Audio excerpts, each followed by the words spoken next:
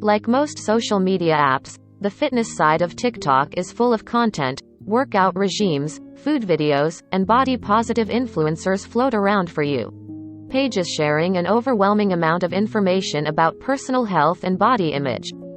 While some FYPs are awash in hundreds of gym bros, visually appealing fruit bowls, and what I eat in a day videos, others are filled with less popular, but still important, conversations about what health means for people with diverse bodies and life experiences. Many of these conversations are helmed by fitness and health professionals who promote what they call an inclusive fitness culture, fat-positive, intersectional programs that don't focus on weight loss or goal setting in the traditional sense, and in doing so, subvert the often unapproachable, even unsafe, fitness spaces found both online and in person. Inclusive fitness culture acknowledges a variety of experiences and identities. People with disabilities, fat bodies, neurodivergent people who need accommodations in exercise programs, transgender and gender nonconforming people, and people of color. Just like the medical industry, health spaces contain a multitude of biases and institutional barriers that prevent the fitness world from being a safe space for all. In addition to male-dominated gyms that can put women in danger, queer and fat communities battle constant microaggressions in fitness spaces, and people of color navigate a world where their physical appearance is discriminated against. Intersectional fitness seeks to address the misogyny, racism, and fatphobia we've come to accept in the fitness world. So, in come a new generation of fitfluencers using TikTok to share another perspective on health and fitness. Videos using the #BodyInclusive hashtag have racked up more than 3 million views, while the broader #dietculture and #nondiet tags appear throughout the fitness content and have gathered hundreds of millions of viewers. It's important to note, though, that not all of these videos actually share inclusive fitness content, so keep a discerning eye while appreciating your body, what it does for you every day, and holding space for your body. A.K. McKellar is a certified trainer and personal fitness coach, and the founder of Free to Move, an online, queer inclusive movement program, a phrase that centers positive, enjoyable movement rather than intense exercise. It offers workout courses and other wellness resources catered to building positive, queer fitness communities. I talk, broken record style, in my classes about appreciating your body, what it does for you every day, and holding space for your body. Using fitness and using movement as a way to change how you feel, and change what you feel in your body and in your mind, McKellar said. McKellar also runs a successful fitness TikTok account. Here, their workout videos de-emphasize appearance and diet in favor of intuitive movement, and share resources for people with disabilities or chronic illnesses, primarily for a queer audience. I think there's this long-held belief and ingrained idea in all of our brains that fitness equals weight loss, and that's the goal. That's the only goal, and there's no other reason to do it. That's such a shame, McKellar said. Chelsea Cronengold, Associate Director of Communications for the National Eating Disorders Association, agrees that this traditional fitness thinking can have a dangerous effect on the mental health of many marginalized groups. Fitness influencers, the diet industry, exercise companies, gyms, etc., often promote dangerous messages to their followers or their consumers that can instill a disordered relationship with food, body image, and exercise issues, she explained. Cronengold pointed out that a lot of fitness language, like earn those calories, assigns a moral worth to eating and exercise, which can negatively impact people who struggle with eating disorders and body acceptance. McKellar is a former athlete who wasn't originally working in the fitness space. In 2019, they had a bike accident that resulted in a traumatic brain injury and limited their ability to participate in the traditional fitness routines they used before. Instead, they started a career as a fitness coach, taking courses and training that emphasized alternative, holistic health programs, ones that accounted for their experiences as both a non-binary and neurodivergent person. These are now core elements of the fitness programs they offer on TikTok and through Free to Move, in a fat-positive, queer accepting, non-diet. In practice, that means McKellar focuses on representation, seeing people of your own identity and experiences leading a class or exercising near you. It also means divorcing the idea of fitness from the gender binary. Gym environments are inherently gendered. Think men's and women's locker rooms, women-friendly machines, or even fitness classes divided along the gender binary, as are many diet apps, athletic wear, and other curated online fitness content. McKellar, on the other hand, makes their workouts universal. They avoid gendered language in their coaching and utilize queer music, icons, and other cultural references. The program also avoids conversations about normal or ideal bodies, and emphasizes frequent personal check-ins as you exercise.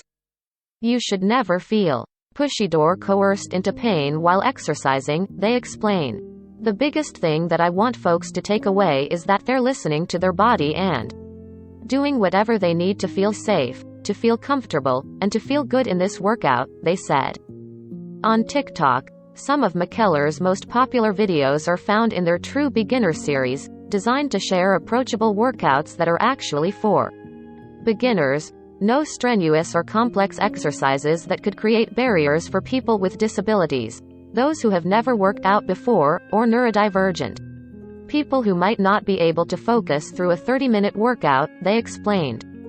Some of these include fully seated workouts that can be done in any environment, or exercises that don't put strain on specific body parts, like knees or wrists. The workouts are designed to adapt to the needs of the person, and free of the expectation that you need to level up your workout or work up to an end goal, whether that's a specific number of reps, speed, or weight. This kind of thinking is not only shame and guilt-inducing, it can lead to injury or harmful eating and exercise behaviors, McKellar and Cronengold agree. While McKellar shares inclusive fitness tips to their 131,000 TikTok followers, Mallory Burgess went viral for fitness videos that reject diet culture and embrace intersectionality. Her page, At the Jock Scientist, aims to take back exercise from the toxic diet and wellness space, and instead promotes new understandings of how food and exercise fit into your day-to-day life. Burgess, who uses they, she pronouns and wishes to use both in this article, has worked in the fitness industry for 10 years. Now they're an exercise physiologist, with both a degree in exercise science and a training certification from the American College of Sports Medicine, and works full-time as an exercise specialist for a local government office on aging. They say this experience helped inform her perspective on intersectional fitness. I specifically work with older adults and adults with disabilities. And that really opened my worldview up in fitness, because they don't really take the approach to exercise that many folks and young adults do, they said. It's about being able to maintain your independence and maintain your function in. Make sure your body is working to the best of its ability. And using exercise to help with that kind of longevity. Burgess TikTok reflects those ideas, focusing on reassurance that all forms of movement, health, and appearance are valid. I want people to not be scared of fitness, if they can approach it. Because we've been taught for so long that it's a punishment for what we eat, or how we look, or that we need to be doing it for a really specific reason, she said. If you're disabled, you're a person of color, if you're queer, those spaces exist. Other videos on Burgess' page break down how diet culture was fed to people throughout the 2000s, how to combat fat phobia, and how to create inclusive exercises for people with chronic illness or disabilities. She also shares workout and health tips that acknowledge the emotional impact of the media's fitness obsession. She wants her account to validate diverse experiences.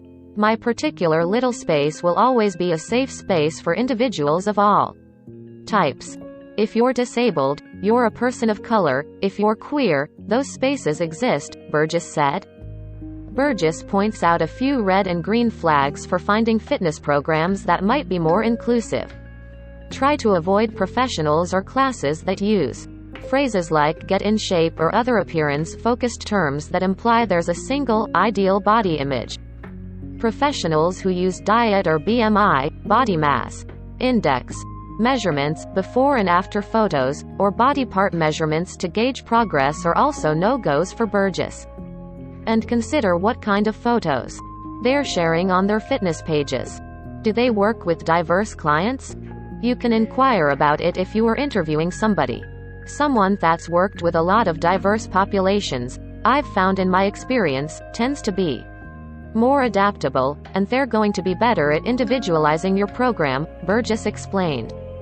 Kronengold also flags the terms regime and program as signs of potentially unhealthy fitness behavior and non-inclusive spaces, because this often implies strict goal setting and weight loss, rather than fitness for pleasure, she said. Instead, she suggests people find certified professionals that use terms like joyful movement or intuitive movement in their marketing, much like Burgess and McKellar use.